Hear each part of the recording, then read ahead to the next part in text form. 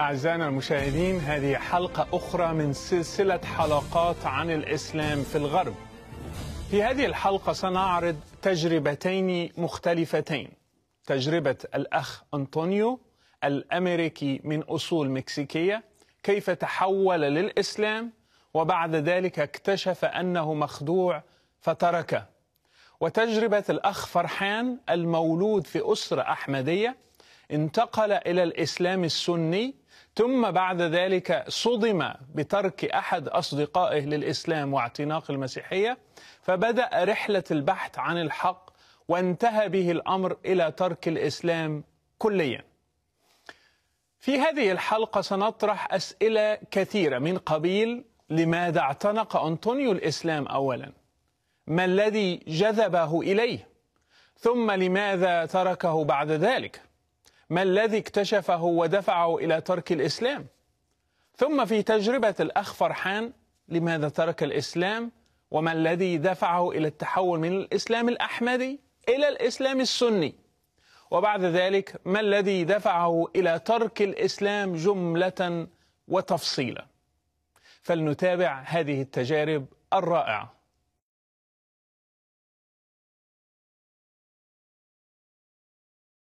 Today we have Brother Antonio with us. He's going to share his journey with us. Welcome. Thank you for having me. And let's start from the beginning. How did it all start? From the beginning, I mean, you're talking about the book of Genesis beginning and then it moves on in redemptive history. No, I'm joking. The beginning, I wasn't raised in a Christian home. I wasn't raised in a Catholic home. I wasn't raised in a Muslim home. But later in my life, when I was about 17 or more or less 18 years old, I was tired of my life decisions, the things that I was doing. I was, in and out of jail, doing things that I know for a fact I shouldn't have been doing. And so the weight of my sin was so overbearing upon my shoulders. And I remember a few of my friends were claiming to be Muslims, but they weren't really practicing Muslims. They told me about it. And it sounded interesting enough for me to go to the local mosque to go check out when I got off of work. And when I entered the doors of the mosque, looking upon the walls, I was anticipating somebody to come talk to me because I was just a lost soul. And sure enough, some little Arab man, probably short, came to talk to me. And the first thing he denies the biblical doctrine of the Trinity.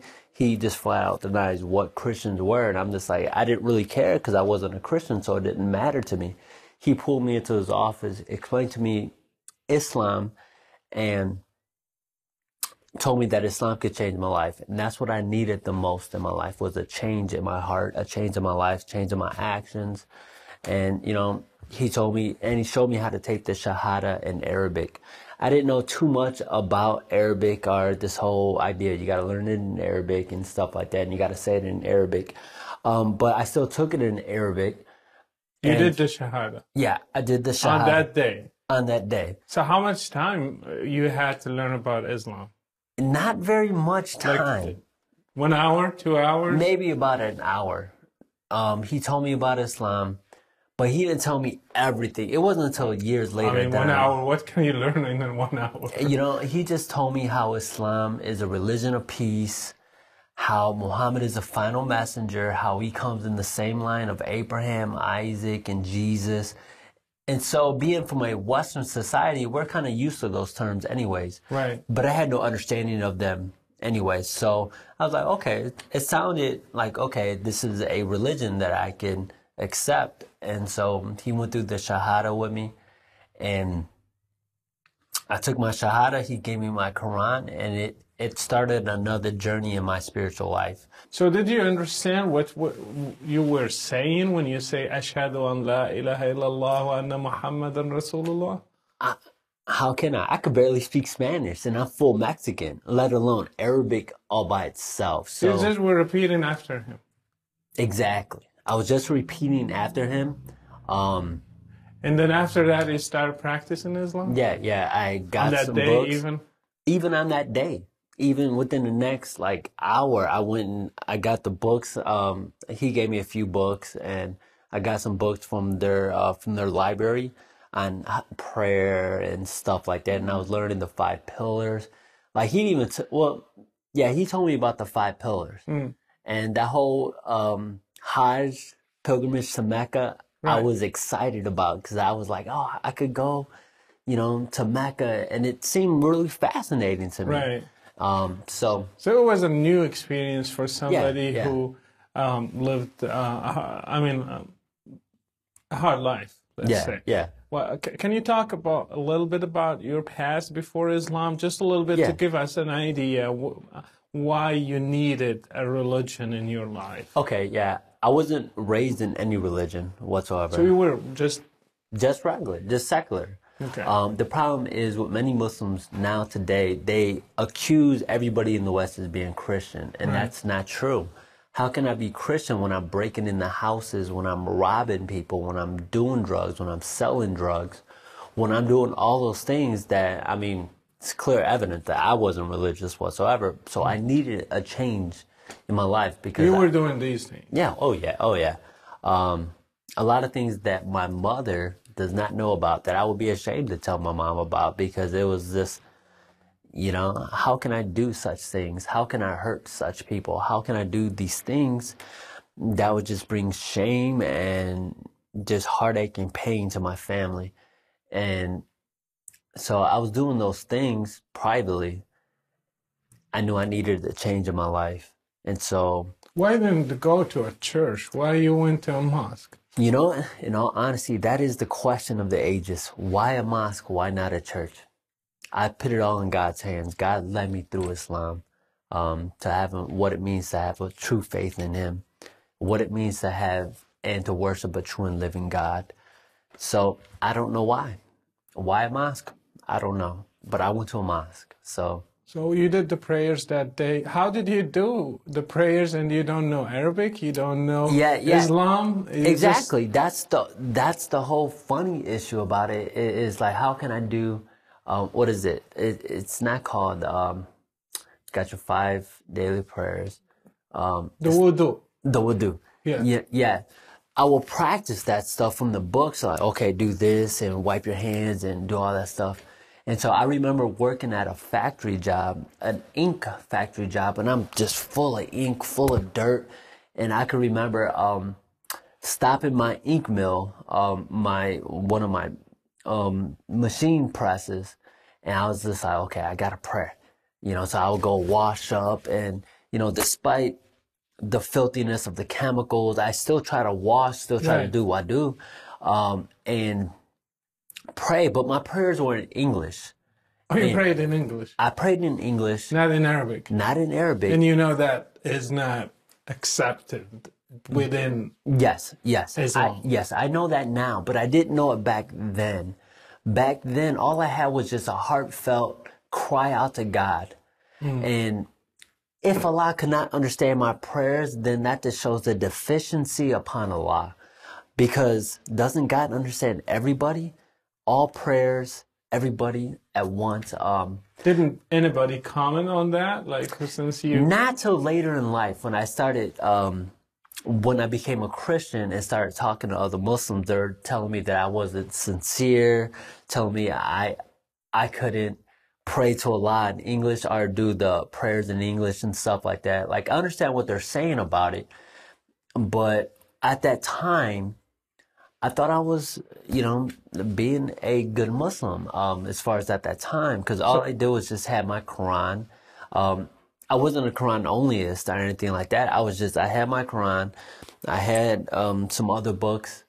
I didn't really have, too much of the Hadith or anything like that, Bukhari or anything like that. It wasn't until much later, until I left Islam, that I had to learn about all this other stuff, because now I'm talking to Muslims about Jesus. But I need to know what I'm talking about when it comes to Islam. Right. So you were you just following what others are doing that day when you started doing, just watching them and like... Yeah, pretty much. Can you tell me a little bit about it? I'm eager to know. Yeah. Well, the problem is somebody didn't come alongside of me and it struck me. I was just watching individuals, how they prayed, what they were doing, and I figured, okay, I'll copy them. So I started mimic and copy what was I seeing in the mosque. I thought it was strange. Why is everything in Arabic and I can't understand nothing? With no translator. Nobody's even translating this stuff in English where I can understand. And so... You went to khutbahs as well in the Friday sermon? Yeah. Was it in English or in Arabic? It was in Arabic as far as I could remember. And you still go there and be there? I still went because I worked many factory jobs.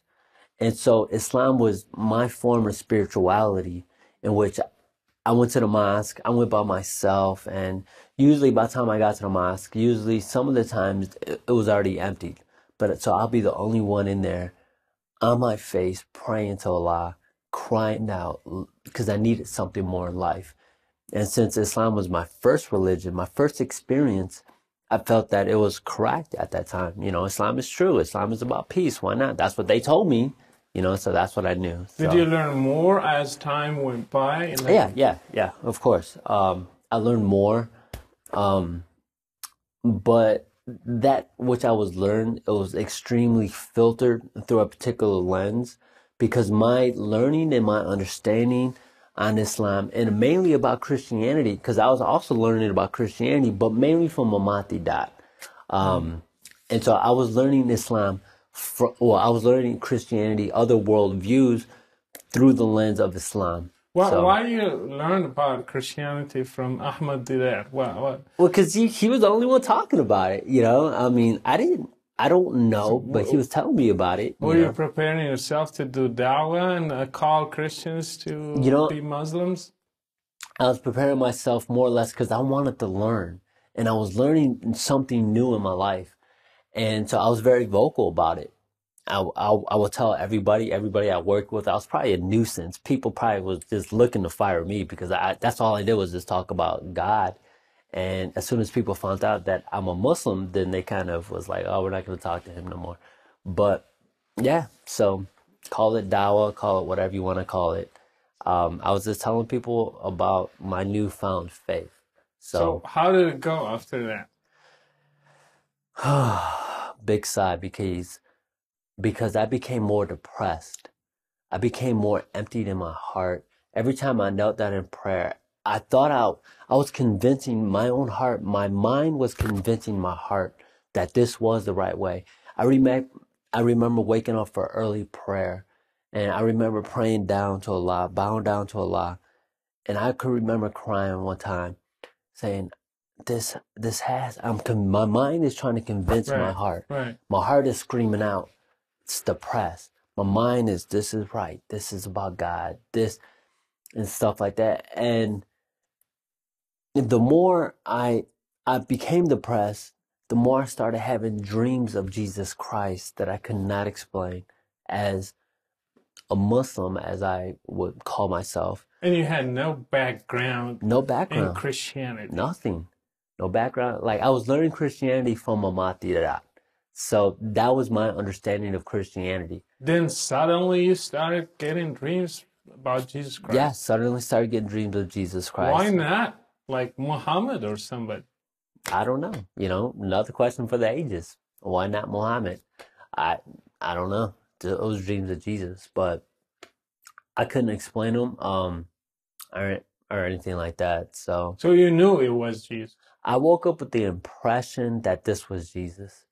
Not with my theological categories of that this is the second person of the Trinity or my certain understanding of things, but I woke up with the impression, some inner feeling that this was Jesus. What did you see?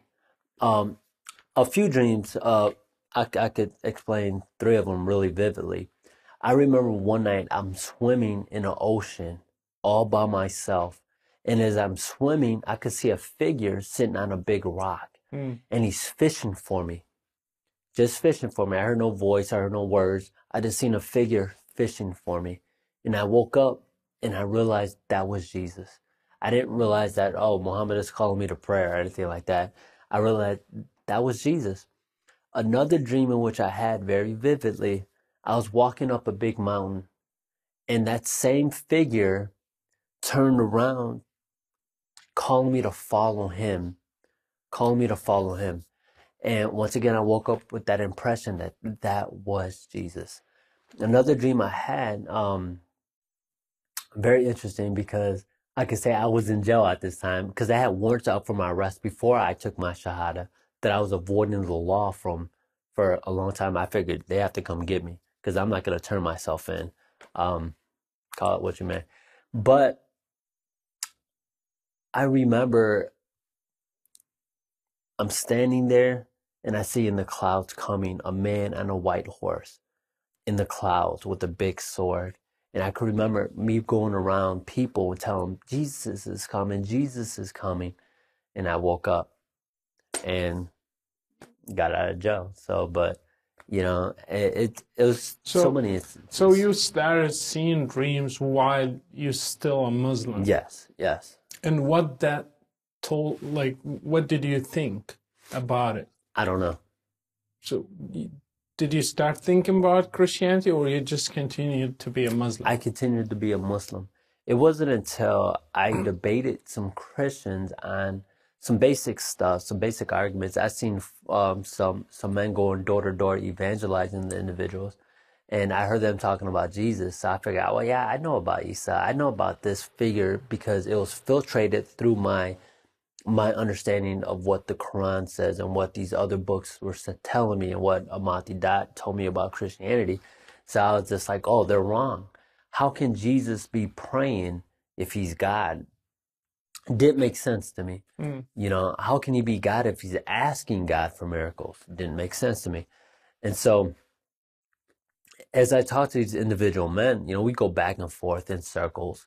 I don't think these men were very knowledgeable on Islam whatsoever, or my particular perspective. But one individual in particular, he gave me the Bible and he said, read this one verse. Read it out loud. So I was like, okay, sure, no problem. Let me read it. And it was John 14:6. Jesus replied, I am the way, the truth, and the life. No man should come unto the Father but by me. When I read that verse, it was as if I heard a voice for the very first time in my life. These men, they didn't convert me. I didn't say no sinner's prayer. I didn't sign my name on a card or anything like that. All I told this gentleman, one of these gentlemen there, his name is Keith. 10 years later, kind of God wraps that story up with Keith. Very interesting. And Keith looked at me. I looked at Keith. I shook his hand. I said, you know what? I'm seeking after truth. He says, good luck on your journey. And I left the building with a doubt, who is Jesus now? For the first time in my life, now I'm questioning, is there something more to Jesus? Is there something more to Jesus? I moved to a different city. Other dreams were occurring, other vivid dreams. I also remember I had a dream one night in which I was sitting in my room and somebody came into the room holding the Quran. I would like to say it was Jesus. I would like to say it was somebody. I don't know, because I didn't wake up with the impression that was Jesus. And somebody just had a Quran and they pointed at me and was like, do you really believe this book? And then I woke up. You know, it was as if that person was like telling me this is not the right book. And so here I am. Well, I'm listening to these stories and these dreams. For me, I can see you were not satisfied in Islam. You didn't have the peace you were looking for. You didn't have the change of heart that you were seeking. Definitely. And you said earlier that you were depressed. The more you prayed, the more you practiced Islam, you were depressed. Can you talk to me about it? Why you were depressed? As to the reason why I became depressed, yes, the more and more I prayed 5 times a day, from what I understood at that time, I felt Allah was further and further and further away. It was as if he did not hear my prayers. And I'm crying out to God. I'm literally in tears crying to God. And if I felt as if he did not hear my prayers, I was praying to a brick wall many times. It was as if my prayers couldn't get any higher than the ceiling of the roof I was at. And so so I just became more depressed. So you were not satisfied as a Muslim? I wasn't. I wasn't satisfied, but it wasn't really about my personal emotions. It's about truth. Mm. Truth, regardless if you're happy with it or not, truth is truth. Right. You know, and so even though my heart was telling my mind something else, I still practiced. I still did it because I felt that this was true, you know, and So when you were like, you had some, let's say, kindled on your way, one of dreams, yeah, friends planting seeds in your heart, saying that Jesus is the way and the truth and the life. yeah. And then how that seed or those seeds flourished in your heart. Well, scripture is very true. The Apostle Paul writes, one man plants, another man waters, but the Right. Lord brings the increase. It's all according to God's timing. Right. And so how that germinated, how that became more watered and stuff like that. One night I was depressed and I was like, you know what, God, do you love me? Does God love me?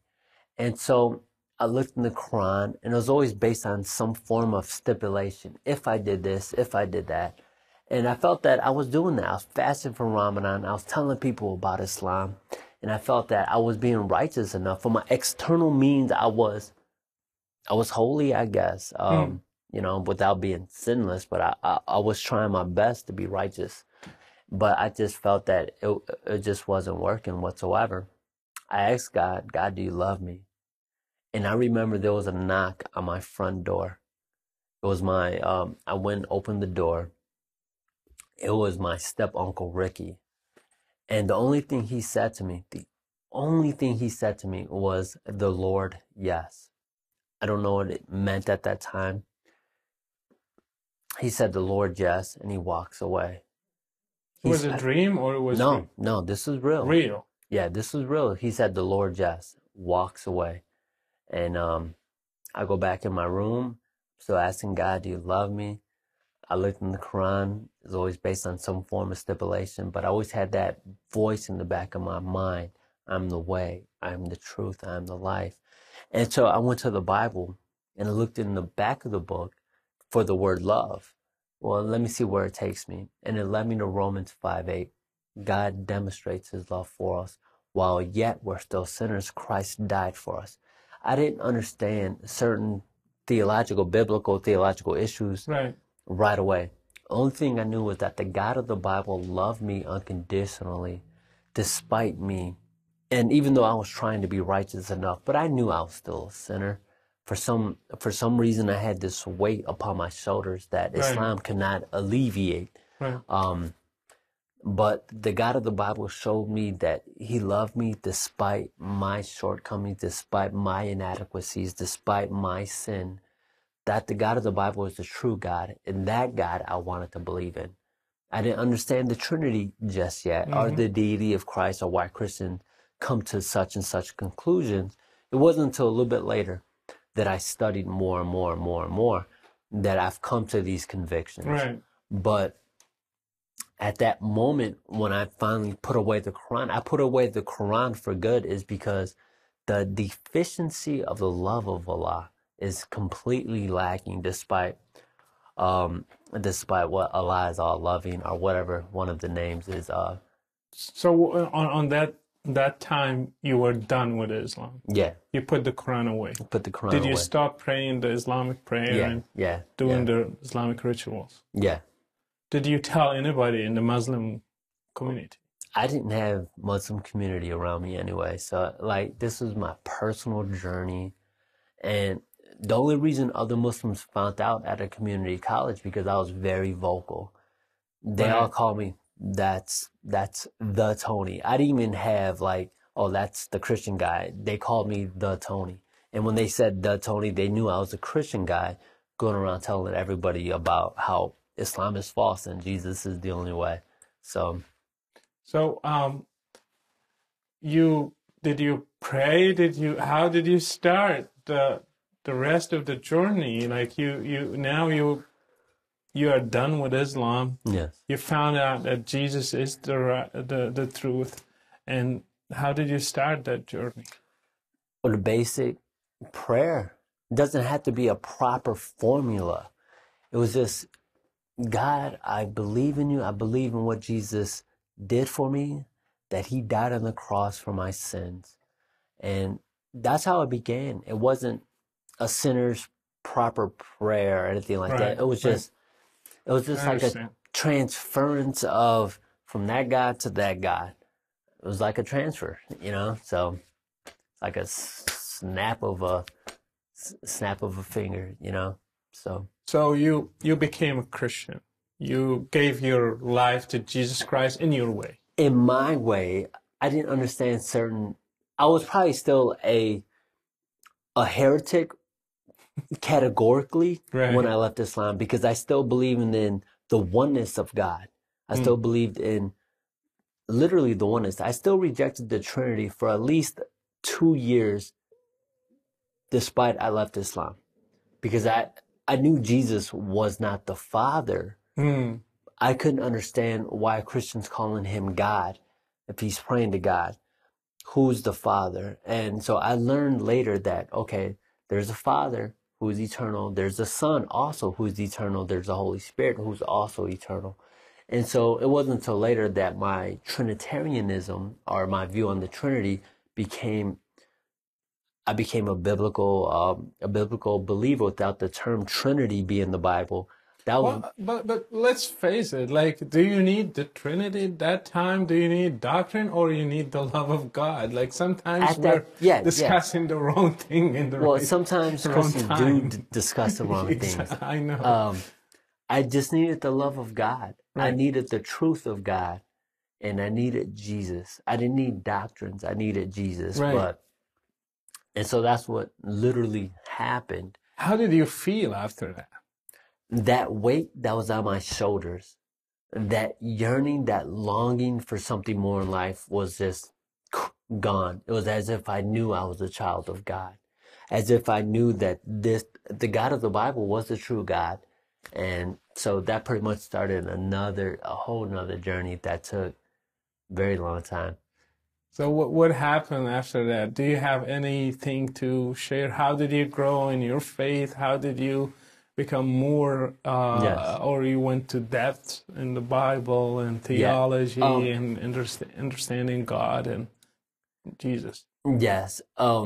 It wasn't until I met Jehovah's Witnesses. They were telling me about their view. I met them when I was locked up, because now my warrants that I had in my previous life, even before Islam started to appear, started to come. It was as if God was protecting me. He knew I was going to go to jail. I was going to go to jail no matter what. It was just a matter of, am I going to go to jail as a Muslim? Came out more harder, more just angry at the world? Or do I go to jail with a purpose and a plan that has been set forth in the motion?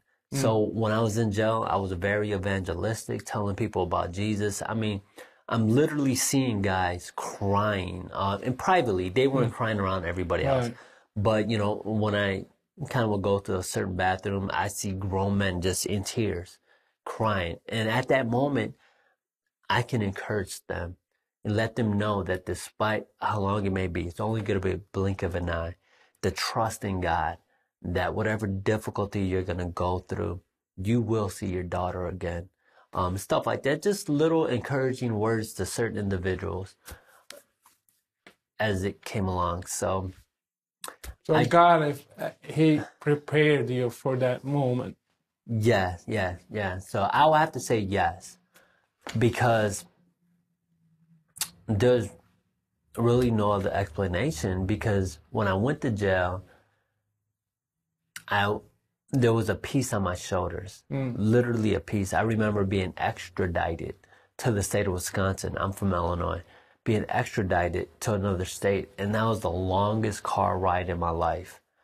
And the entire time, I was in tears because I thought my career, my life, everything was ruined. But I had a sense of peace. I had a sense of joy that overflooded my emotions, and I knew what God wanted for my life. So, and then it wasn't until I was there that I began to study apologetics and, you know, basic Christianity. Right. What is Christianity? I knew Jehovah's Witnesses were wrong. I knew Islam was wrong. I just couldn't pinpoint certain things just yet until I studied, you know. And did you get a degree in theology? Later in life, oh man, my journey it's like very long. Okay, because I was eventually I got out of jail. I went back to community college. I wanted to study art because I'm an artist by natural gifting, I guess. And so I was doing art, but my art teacher told me to stop talking about God to everybody. And so that became really depressing for me because it's like, that's all I knew. All my artwork became about some form of a way for me to talk about Jesus. Everything became about Jesus. And so I knew at that moment when they threatened to throw me out of the program that I was done with art. And so I went to the computer, looked up Bible colleges, and lo and behold, Moody Bible Institute was like 45 minutes away from where I lived, and it's paid tuition. So free sounds pretty good to me at that time, especially being broke. Right. And so I applied. Well, I sent for like 4 or 5 applications for Moody because I was afraid to apply right away because I was afraid of rejection. And so one time I finally applied. I sent it overnight delivery, and I got my acceptance letter telling me I was accepted into Moody Bible Institute, and my just floodgated with tears of joy and happiness. Finally, something in my life made sense. And that began a whole nother journey too, because my second year at Moody, literally I woke up blind. I couldn't see no more. And so eventually later diagnosed with MS. And so it's another battle, but the Lord is teaching me how to rely upon Him in so many ways in which I would have never dreamed of before. So, yep. And I graduated. You graduated. I stumbled across the stage. But I walked across the stage, and it was one of the biggest accomplishments to my point in life at that time. There's so much more God has in store for me, and I'm just pursuing Him now with joy and with happiness, and I'm very evangelistic, telling everybody and every Muslim I see about Jesus. So, amen to that. Going back, just a few questions about your journey to Islam. Why you think, I'm sure you met people who converted to Islam. Yeah, oh yeah. And can you give me a summary why they convert to Islam? Are they similar? Did you find similar stories to yours? It just people are seeking God, but seeking Him in the wrong place. Yeah. Like, can you talk about it a little bit? Some of the individuals that I've later met that converted to Islam was very much similar to mine. Just the hardships of life, the depression, stuff like that, and they needed something more in life, and so they became a Muslim. Some people that I've met that became Muslims, some just got super integrated into the culture. They really got immersed in the Islamic culture, stuff like that. Those are the people who are the most interesting, because I'm just like, you're a Caucasian guy with a full beard and all this stuff, and I'm just like, well. Do you think? I don't know. I just want to understand, basically what happens to people that. I loved Islam, and I grew up as in the heart of Islam, and I left it, and it always surprises me when I see somebody who's living in the West and trying to go back to the 7th century. Exactly. And for me, it puzzles me all the time. Well, it puzzles me now. It puzzles me because I'm just like, why are we supposed to go back to the 7th century? I honestly, the psychological reasons, I couldn't really tell you, as to why. Well, because the whole thing is they're trying to imitate Mohamed and everything, I can remember putting on my pants a certain way, always the right side first, always this stuff first. Oh, I was trying these things that I would read about. Then I was like, okay, I have to do this now. I have to do that. I have to do this. I have to do something else. It wasn't as if this, Allah, do you love me? Just something basic. I needed a hug from God to tell me I'm His child, and just wasn't there for me in Islam. So. And another question, did you receive any follow-up from Muslim leaders, sheikhs, imams, or just like the as if they gained one more to Pretty much. and That was it. That was it. Pretty much I said my Shahada, and he probably went home that day super proud of himself that he converted a Muslim, that he converted a westernized guy. He probably even categorized me as a Christian, even though I was not a Christian. And so, you know, he just chalked one more for his bag. And so I didn't know anything about Islam. The most individuals, I say a majority of everybody that I've met that converted to Islam had no idea about Islam, let alone Christianity, but yet they speak against Christianity. They know nothing of Christianity. And a few individuals that I've actually confronted in their face personally, like a Yusuf Estates, I literally confronted him about his lies until I was escorted away. He told me he doesn't do debates. I wasn't there to debate him. Right. I was there to embrace him and say, there's some things you got wrong, man. Let me tell you about what you got wrong.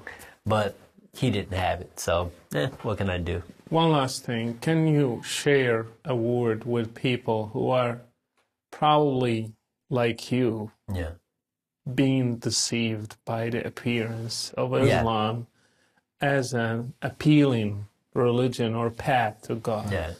What do you tell them? Study, read.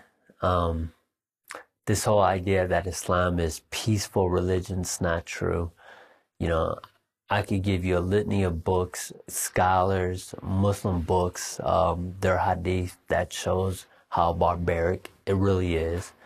And I would tell these people who are on their spiritual journeys, you know, it's okay to study different religions, but know what these religions are about before you jump in head feet and all of a sudden you're in a full burqa and, you know, you're doing all this stuff and you not know anything about what you're getting yourself into. Because I spoke to many Muslimas and who are westernized, but they knew nothing of Islam, but yet they got the full burqa on and they're doing all this stuff, and my heart is breaking. I'm just like, girl, do you know what Islam really teaches? You know, and 99.9% of the time they don't know whatsoever. So, well, thank you, Brother Antonio. Thank you for having me.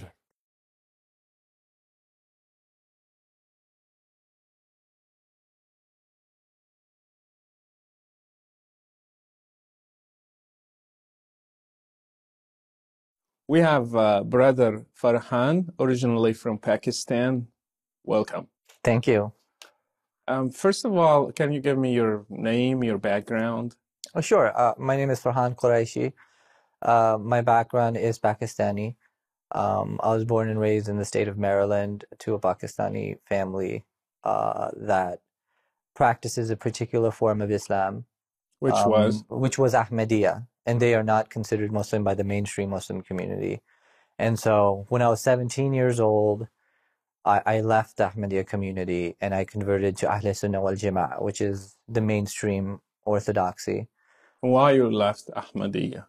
The main reason was I believe that I had spiritual experiences in the masjid, as well as the belief that we are to follow, practice, interpret Islam as the first three generations of Muslims understood, practiced, and interpreted. So for Islam. how many years you went to an Ahmadiyya mosque and you did the prayers? For how many years? Oh, my whole life, up until I was 16 or 17 years old. And so did your parents? Yes. And what was the name of the mosque, the Ahmadi mosque? Beitur Rahman in Silver Spring, Maryland. My grandfather was a missionary, a muballigh or an imam for the Ahmadiyya. He spent 20 years propagating his faith in Africa, Senegal and the Ivory Coast to be specific. And so my family was a very religious family in terms of their Ahmadiyya upbringing. And so when I left Ahmadiyya for Ahl Sunnah wal Jama'ah, which is mainstream Islam or Sunni Islam, it was quite devastating for them to see that. Did they reject you or just like hard times? It was close to rejection in terms of kicking me out. The thing is, I was underage, and so they couldn't legally do it. But it was to the point of certain threats of abandonment, and you're not a part of the family, you're worse than a cockroach. They wouldn't let me go to the Sunni masjid. They would take my keys away, and things of that nature. That was more so in the beginning. Tears, a lot of tears from my parents, which is hard to see. So it was a hard transition from one. So it was painful for all of you. All of us, the whole family, not just our immediate family, but the extended family as well. Why you decided to leave the Ahmadi faith? I mean, since it's considered like a branch of Islam anyway, some people do. At least the Ahmadi consider themselves Muslim, Muslims. Right. So why you went through all that just to stay within Islam? Like, well, I was attracted to the core culture that Islam was brought up in. The culture of 7th century Arabia. When I went to the masjid and I heard the recitation of the Quran and the call of the adhan, that was appealing, attractive to me. Didn't you have that on Ahmadi Masjid? It wasn't as powerful and beautiful as it was expressed in the mainstream community. Okay. The Arabic pronunciation was lacking. The discipline was lacking. You had a very Pakistani culture in the Ahmadiyya community. How many Ahmadis in the United States? Do you have an estimate? About 10,000. 10,000? Yeah. They have mosques. How many mosques do you think? I would say about like a little bit more than a dozen mosques, and mission houses.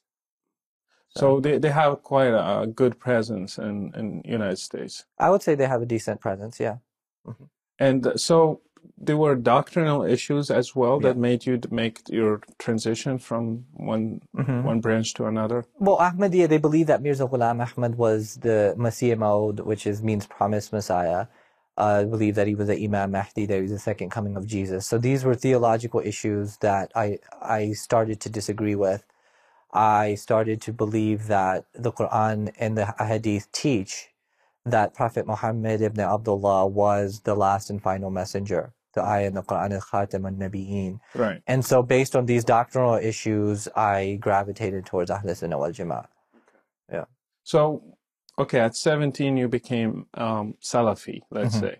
And then what happened? Did you become more radical, more like deep? You went deep into Islam. You started like doing the rituals according to the Salafi movement and your appearances as well. Can you tell me a little bit about it? Oh, sure. I definitely started to dress different.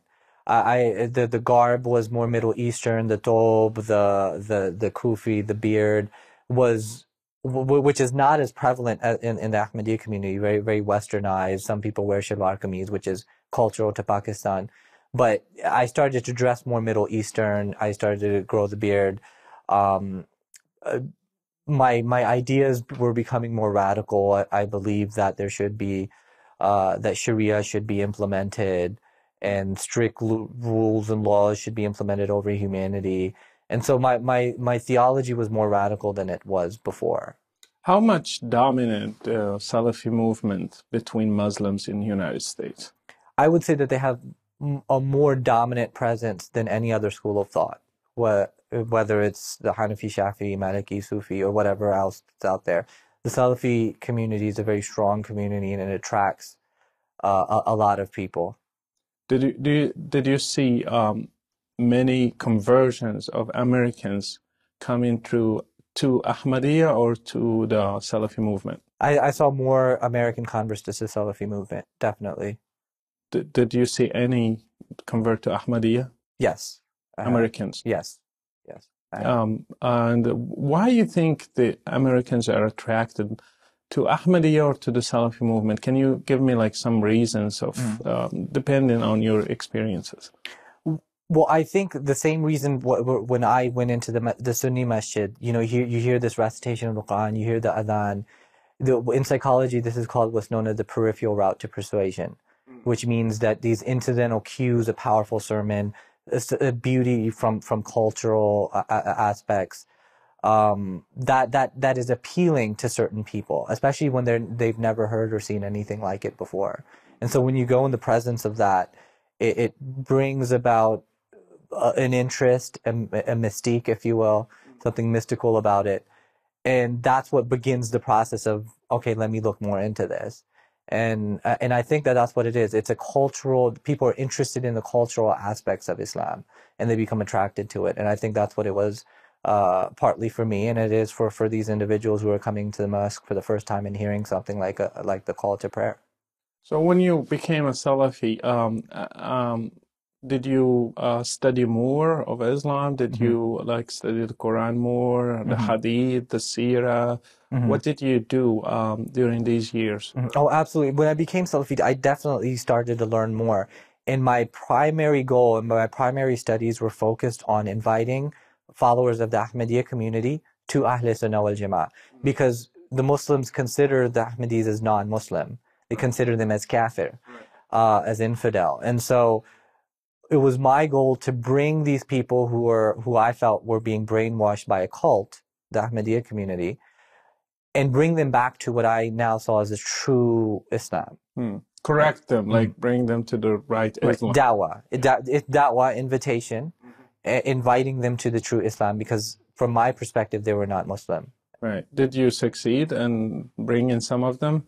I did a lot of debating, and I met people who left Ahmadiyya for Ahl Sunnah wal Jama'ah, and people reached out to me saying that, thank you for standing up. So I did witness, usually it was through online conversations of people saying that, thank you for standing up. It's encouraged me to think otherwise now. Did you receive anything from the Ahmadi people, like any threats, any insults, anything like that? Not so much threats. They're a very peaceful community, the Ahmadiyya community is. So not so much threats, but in terms of boycotting me, not allowing me to go to the masjid because they thought that I might be trying to influence them in some way or another. That type of stuff definitely went on. How did you start questioning the Salafi movement? What sparkled that? It was a combination of two things. I started debating Christians in 2006, which happened because an Ahmadi friend of mine named Nabil had converted to Christianity. He was baptized. And I wanted to confront him on why he converted. And so that's when I started to debate Christians in 2006. And so when I started debating Christians, my premises, my beliefs about Islam were challenged in a way. And certain arguments were made that I wasn't completely familiar with. And so I was exposed to an alternative perspective to Islam more now than ever before. And so debating Christians was a part of it. And then my undergrad in psychology opened me up to my own behavior, as well as Muslim behavior and other types of behavior. And the combination of all of that kind of led me to the conclusion that Islam is not the ultimate reality behind our existence. Wow. So what did you decide? What did you do? Did you take it seriously? You stopped? Well, in the beginning of undergrad, in the beginning of debating, I still had faith that Islam was true. I wanted Islam to be true. I really wanted Islam to be true because I had an emotional attachment to my identity as a Muslim. And I learned that through psychology later, that this is an emotional attachment to an identity, to a culture, to a tradition. And once I was able to see that, I still wanted Islam to be true. I still had those biases, as we would say in social psychology, or a cognitive dissonance where you have two conflicting beliefs simultaneously. And so I tried to seek out more liberal forms of Islam because I was Salafi. And everywhere I turned, Sunnism and traditionalism and some of the radical beliefs would still surface. Even if you interpret it a different way, there's still, for example, even the Sufis, have to acknowledge that there are ahadith that talk about killing people for apostasy. They say that it's for treason. But they would implement these things in a Sharia society. And those were just, some of the things that I was aware of. that I really didn't believe in. I didn't think that a merciful God would want to treat his creatures this way. What things were really the reason behind leaving Islam for real? Like, can you give me or point out some, highlight some things that were powerful reasons for leaving Islam? Well, one of the most powerful reasons was the explicit tortures that were described in the Quran in terms of Jahannam, that your skin is going to be burned off and replaced with new skin, that you're going to be hooked with iron rods and dragged back into the boiling water when you try to escape, and that these type of explicit, grotesque tortures would occur for eternity in a very literal sense. And that was when I learned what human behavior was, I realized that a fallible, determined by so many different factors type of creature, the idea of being tortured was what was appalling to me. I think that there was other ways of justice that would be more appropriate, and torture is just not appropriate. And we were taught, even in America, we were taught about cruel and unusual punishments, and how we're trying to get away from that. And so that didn't resonate with me. So the doctrine of Jahannam in Islam was the primary reason that caused me to say, okay, you know what, this is not what I believe. Well, some people will interpret that as analogy, like it's not literal. It's just like it helps people to think about there is an eternal, whatever you will call it, like separation from the good God, like I think Christians do that, not Muslims so much. Okay. If you look into the Ashari school of thought, you look into the Salafi school of thought, the classical orthodoxy within Islam interpreted as a literal endless torture. Even the Sufis, who you would consider as liberal as can be, their aqidah says that this is going to be a torture that never ends. There's no metaphorical interpretation of it within Ahl Sunnah wal Jama'ah, not in the classical schools. As I recall, the Ahmadi believe there is an end to. I'm not sure of it, but what Ahmadis do, but not Ahl Sunnah wal Jama'ah. So why not go back to Ahmadiyya? Yes, well, then it would have to go back to Mirza Ghulam Ahmad, and if you can take him seriously or not. The thing is, or at least take that doctrine from them, and like probably will fit within. But then I would be making my own Islam. And here's the thing, and what I was taught in Islam is that you are not to interpret the theology yourself. The scholars have spent years and years studying, so there should be a level of taqleed, The Salafis don't believe in taqleed, but they still believe that there should be an ijma amongst the scholars, and that's what the followers believe. And that's what, it'd be inappropriate for the general Muslim, the lay Muslim, to interpret the theology himself. So I would be creating my own Islam. I would be inconsistent with 1400 years worth of theology. So what this is first thing. Can you give me another thing? Once that hit me, everything else was opened up for me, including the things that the Christians were talking about. Whether it was examples of like the satanic verses and how Mohamed dealt with that situation, or whether it was a person by the name of Abdullah Abisar, who, left Islam. Yeah, he was an apostate. Yeah, he apostated Islam after he was able to change the Quran as he wanted to change it. All of these stories just started to make sense from a historical perspective. The conquests of Arabia, the companions of Prophet Muhammad couldn't get along. You had Ali versus Aisha, and these were supposed to be the icons of Islam, and this was supposed to be the best generations of Muslims. And you have all kinds of chaos that become apparent to you, whereas before you're ignoring them and justifying them because you're in love with your identity, you're in love with the ummah, you're in love with the culture. And so you justify and ignore all these things, interpret your way around these things, but when in reality you know that this is not something that should resonate. So you kind of had a light that now everything looks clear, or clearer than before, at least. And you started doubting even. Did you doubt the person of Muhammad himself? Well, yeah, this is at the beginning, a big part of it. You started question according to your background? Well, I looked at him psychologically. I looked at him within a 7th century context. I looked at him within a possibility of having endured something like temporal lobe epilepsy, and which I think is beyond a possibility. I think it's plausible, more plausible than anything else. And so when I started to think about those factors, among many other factors, I think that he had influences like Waraqa bin Nawfal, among others, within history. The personhood of Muhammad started to make more sense to me too.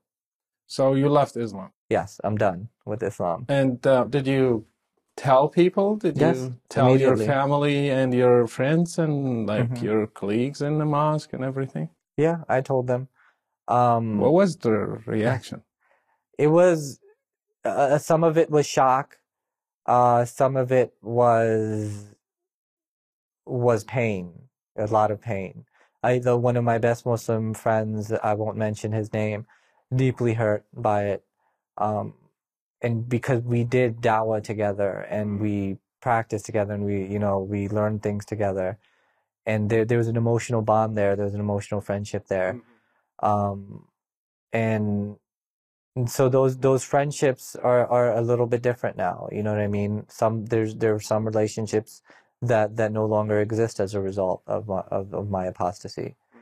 How did your family take it? Like, it's one thing to go from one branch of Islam to another, yeah. and then living it for real. That's at least they had hope. Like when you're still like Salafi, you still believe in Muhammad and the Quran, the prayers and everything. You're just like, you have few differences, but now it's completely another.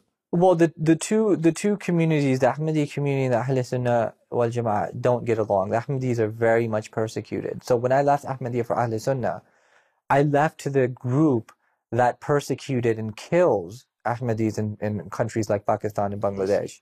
So I basically joined the enemy, according to them. And so that was far more devastating, believe it or not, for them, for me to leave Ahmadiyya than it was. This is news for me. Than it was for me to leave Islam. Now, granted, my parents in that community, they say they absolutely love Muhammad and stuff like that. But I think that their attitudes are a lot different than most mainstream types of Muslims. So when I left Islam from them, a lot of them were like, "I told you so," in the sense that once you leave Ahmadiyya, you're bound to leave Islam because Islam is too radical. And so that's what they was like, it was an "I told you so" moment for them. Yeah, you should have stayed. Yeah, I should have stayed. I was brainwashed, and now I don't know what to do. I'm confused. But it was a liberation for me to leave Islam and its theological expectations in a lot of different ways. Why? There's a lot of different reasons. If I missed a prayer, for example, I no longer had that guilt that God is upset with me for missing a prayer. Or I didn't wake up in the morning for Fajr. You know what I mean? And those were paranoias that developed in my psyche. That God was upset at me because I'm not following the rituals right. Or maybe my prayers aren't being accepted because I did something wrong. Or because my aqidah isn't perfect. And these were paranoias that developed within my mind that I'm completely liberated from now. I don't have to wake up at 4 o'clock in the morning to pray Fajr and think that God is mad at me anymore. It's a relief. Well, some people will say it's just like laziness. You of course you want to be like free of anything. You are not accounted to anything, and you just want to live your life. So many people want to do that, but God is not like that. You should follow some rules. Well, I think that the discipline and structure was good, and I prayed every 5 times a day as much as I could, but there were times where I would miss prayer. You know what I mean? And I felt guilty because I wasn't following it to the T.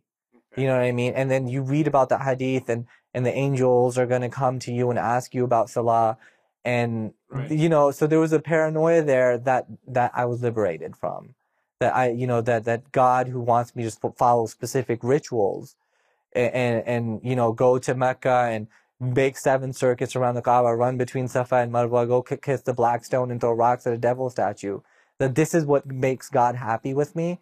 I no longer have to believe these things.